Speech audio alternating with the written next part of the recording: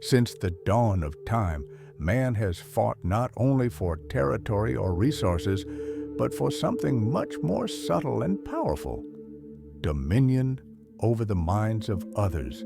But what if I told you that the keys to this dominion were written more than 2,500 years ago by a Chinese general whose genius transcended the battlefield to become the definitive manual on human nature? Have you ever felt powerless in the face of a difficult situation? Have you ever realized that you are being manipulated without being able to react? Have you ever wished you had the respect and natural authority that some people seem to possess effortlessly? Sun Tzu was not just a military strategist, he was a philosopher of human nature. His work, The Art of War, teaches not only how to win battles with swords and shields, but how to win the most important war of all, the war for mental supremacy. While others fought with brute force, Sun Tzu understood that true victory comes even before the first blow is struck. We live in a world where we are constantly tested, challenged, and often underestimated at work, in relationships, in everyday negotiations. Most people react instinctively, letting their emotions dictate their actions. But the true masters of influence operate on a completely different level. They understand that whoever controls the mind controls the outcome. Over the next 25 minutes, we won't just list old rules. We'll dive into the mind of Sun Tzu and extract a practical manual for modern psychological mastery. You'll discover 7 mental weapons that will transform the way you approach any situation. Get ready, because the knowledge you're about to receive is transformative. But remember, with great power comes great responsibility.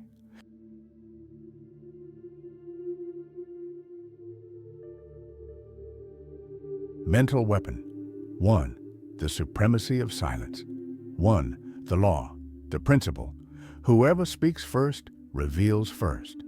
Whoever reveals first loses first. 2. Philosophical deconstruction. Sun Tzu knew that information is power, and whoever controls the flow of information controls the situation. Silence is not the absence of communication, it is strategic communication. When you remain silent, you force the other person to fill that void, revealing their intentions, fears, and desires. It is the difference between playing chess, knowing your opponent's pieces, and playing blindfolded. Third main case study. Imagine the court of the Roman Emperor Marcus Aurelius. A young senator named Lucius faced charges of treason. When brought before the emperor, everyone expected him to defend himself desperately. Instead, Lucius remained completely silent, just watching. His accusers, nervous about the silence, began to contradict themselves, revealing inconsistencies in their stories. The emperor, impressed by Lucius' composure, realized that a truly guilty man would not have such control. Lucius was acquitted, and his accusers were banished. Silence revealed the truth better than any words. Fourth, contemporary application. In salary negotiations, when you make your offer, don't speak first. Let the employer respond. In the age of social media, while others constantly expose themselves, your selective presence creates mystery and value. In relationships, strategic silence can be more powerful than 1,000 words of justification. The arsenal, practical application. Do count to 5 before answering any important question. Use silence as a tool of pressure. Avoid filling uncomfortable silences with unnecessary words. Resist the urge to explain yourself immediately. Mental weapon. Number 2, the domain of perception. 1. The law, the principle. All warfare is based on deception. Appear weak when you are strong, and strong when you are weak. 2. Philosophical deconstruction. Sun Tzu understood that reality is less important than the perception of reality. It is not what you are that matters, but how you are perceived. The human mind makes decisions based on limited perceptions, and whoever controls those perceptions controls the decisions of others. It is the difference between being a lion and looking like a lion. Third key case study. In ancient Greece, General Themistocles faced a vastly superior Persian fleet. Before the naval battle of Salamis, he spread a false message among the Persians that he was planning to flee during the night. The Persians, believing they would have an easy victory, carelessly positioned their ships to block the supposed escape. In fact, Themistocles had planned exactly that. When the sun rose, the Greeks attacked the Persians in their vulnerable position, completely destroying the enemy fleet. The perception of weakness became the source of victory. Fourth contemporary application. In the corporate world, it is sometimes strategic not to reveal all your skills at once. Let them underestimate you initially. On social media, cultivate an image that serves your goals. In your personal life, it is not always necessary to prove that you are right immediately. 5. The arsenal, practical application. Do actively control how you present yourself. Dress for the job you want, not the one you have. Avoid revealing all your cards at once. Keep some capabilities in reserve. Mental weapon. Number 3. The art of strategic invisibility. 1. The law, the principle. Supreme excellence consists in breaking the enemy's resistance without fighting. 2. Philosophical deconstruction. Sun Tzu knew that true mastery lies in winning without the opponent realizing they have lost. It is moving through obstacles without confronting them directly. Like water flowing down a mountain, you find the path of least resistance, but still reach your destination. Strategic invisibility is not about hiding, but about operating beyond the opposition's radar. Third key case study. At the court of Louis XIV, Cardinal Mazarin faced a rebellious nobility that was plotting against the boy king. Instead of confronting them directly, Mazarin began to spread subtle rumors among the conspirators themselves, making each one doubt the loyalty of the others. Without their realizing it, he orchestrated meetings where the nobles themselves revealed their true intentions to each other. Within a few months, the conspiracy disintegrated from within, with the nobles attacking each other. Mazarin never had to lift a finger directly against them. Fourth contemporary application. In toxic work environments, it is sometimes better not to confront the problem directly, but to work behind the scenes. In online discussions, it is more effective to plant an idea and let others develop it. In relationships, resolve conflicts by influencing the context, not by attacking the person. 5. The arsenal, practical application. Do influence indirectly through third parties. Plant ideas that others think they came up with. Avoid unnecessary direct confrontations. Not every battle needs to be fought head-on. Mental weapon. Number 4. The power of hidden preparation. 1. The law, principle. Victories are won before the battle begins. 2. Philosophical deconstruction. For Sun Tzu, preparation was not just about resources, but about knowledge. Know the terrain, know the enemy, know yourself. Most people react to situations as they arise.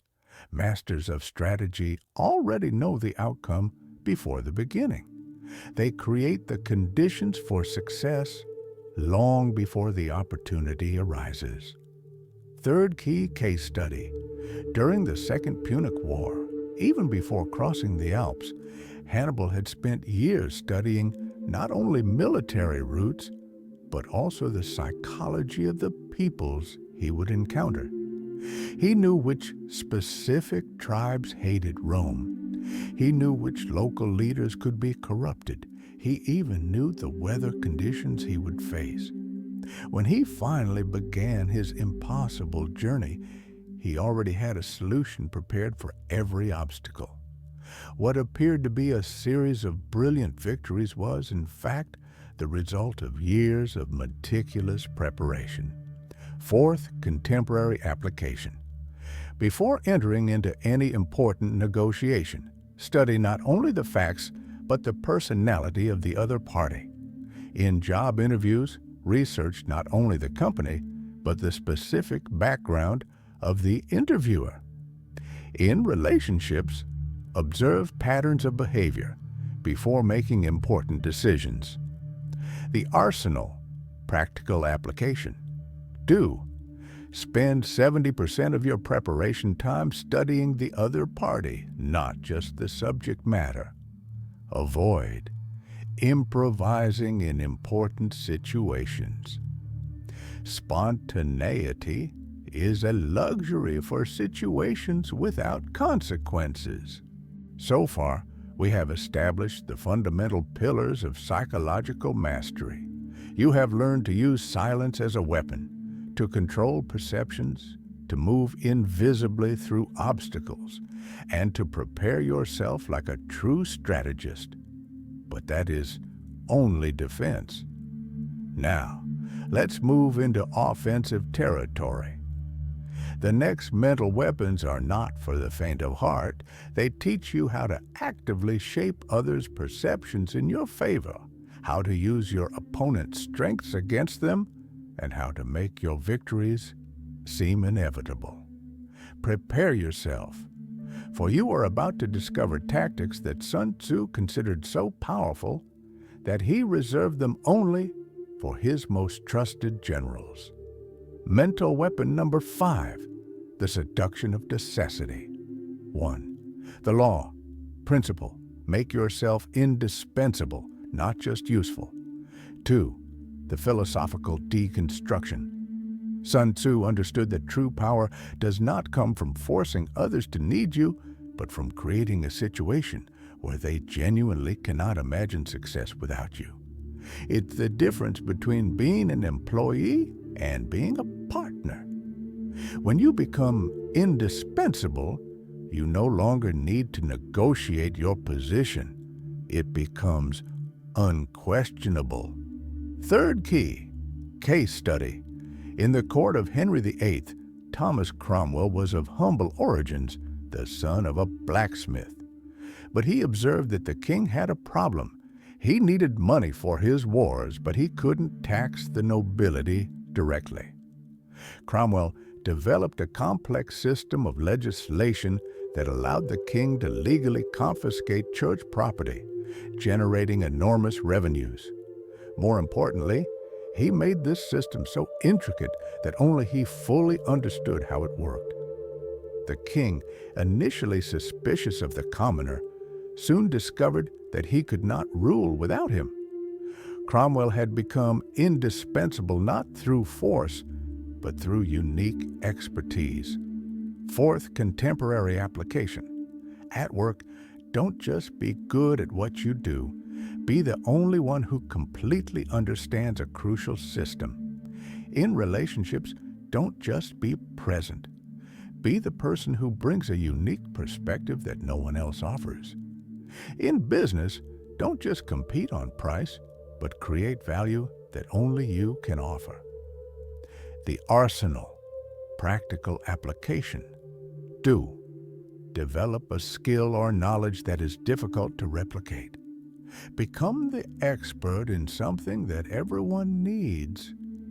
Avoid being easily replaceable, Never be just another person doing the same thing. Mental weapon. Number 6. Redirecting forces. 1. The law, the principle. Use the enemy's strength against him. 2. Philosophical deconstruction. This is perhaps the most elegant of Sun Tzu's strategies. Instead of opposing force with force, you redirect your opponent's energy to serve your own objectives. It's like mental aikido. The more force your opponent uses against you, the more powerful your counterattack becomes. The genius lies in transforming the aggression of others into fuel for your own victory. Third key case study. During the Mongol invasion of China, the city of Kaifeng was under siege. Chinese General Yue Fei faced a numerically superior Mongol army known for its brutality. Instead of resisting the siege, Yue Fei spread rumors that the city was full of treasures, but also of a terrible plague. The Mongols, motivated by greed but fearing disease, became more aggressive in their attack, but also more careless. Yue Fei then opened false breaches in the walls, directing the invaders to specific areas where he had prepared traps. The Mongols' fury became their own destruction, and Kaifeng was saved by using the attackers' aggressiveness against themselves. Fourth, contemporary application. When someone verbally attacks you in public, do not retaliate directly. Use their aggression to demonstrate your own composure. In business, when a competitor tries to undermine you, use the attention it generates to highlight your own qualities. In discussions, when someone uses emotional arguments, use their emotionality to highlight your own rationality. The arsenal. Practical application. Do, when attacked, redirect the energy instead of blocking it. Use your opponent's strength as momentum for your own position. Avoid entering into direct confrontations of strength. Always look for the indirect path. Mental weapon number 7. The creation of inevitability. 1. The law principle. Victory must appear natural, not forced. 2. Philosophical deconstruction. This is Sun Tzu's most sophisticated mental weapon. It is not just about winning, but about making your victories seem like the only logical conclusion possible. When you master this art, others do not feel they have been defeated. They feel they have simply recognized reality. It is the difference between conquering and converting. Third main case study. In the 16th century, Machiavelli studied how Cesare Borgia conquered Romagna.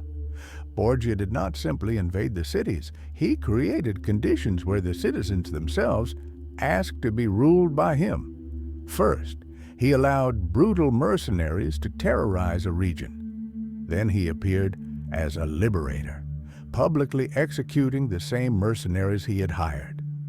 The people, relieved and grateful, welcomed him not as a conqueror, but as a savior. His domination seemed not only acceptable, but desirable. Borgia had created a situation where his victory was seen as inevitable and even beneficial. Fourth, contemporary application. In leadership, don't impose your decisions. Create contexts where your team reaches the same conclusions. In sales, don't force the customer to buy. Create a situation where not buying seems irrational. In relationships, don't demand change. Create environments where change is the natural response. The arsenal, practical application. Do, plant seeds of ideas and let others think they came to the conclusions on their own. Create contexts that naturally lead to your goals. Avoid forcing results. True mastery makes victory seem obvious in retrospect. Together, we have traveled a path that few have the courage to tread.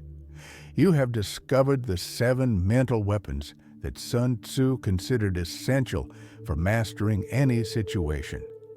The transformative power of strategic silence, the art of shaping perceptions, the invisibility that wins without confrontation, the preparation that anticipates victory, the seduction that creates indispensability, the redirection that uses the strength of others as fuel, and finally, the creation of inevitability that makes your victories seem natural.